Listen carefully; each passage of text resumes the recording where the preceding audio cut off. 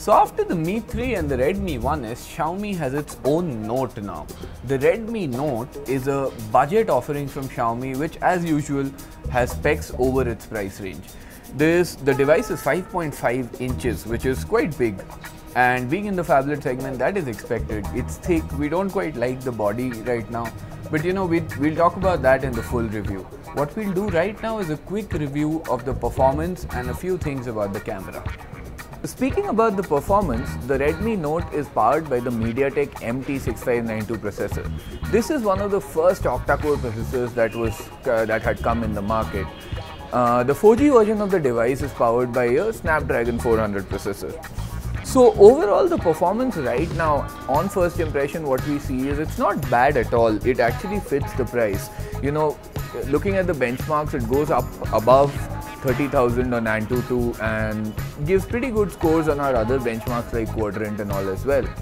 But there are some things that we have noticed in the first few hours of usage, like there's some lags in the phone, but that could be because of a lot of reasons which we'll have to test further.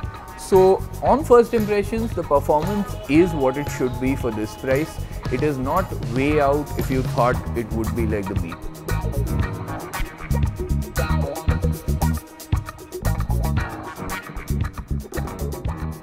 So about the camera of this phone actually has a pretty good camera. But then again, speaking about 13 megapixel cameras from Xiaomi, the thing you have to realize is that the Mi 3 had a 13 MP camera, which means we already expect something as good as the Mi 3. But the Mi 3 used a Sony sensor. The Redmi Note on the other hand uses a Samsung sensor, which is probably the reason why there is a big difference in the cameras.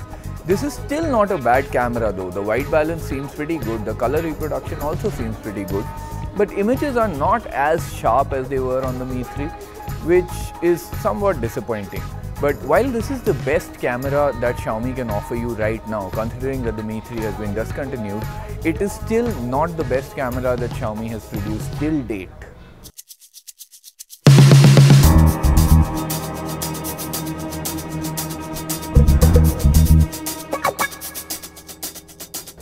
So phablets, at least the good ones, come at a pretty big price tag usually. Take the Samsung Galaxy Note for example.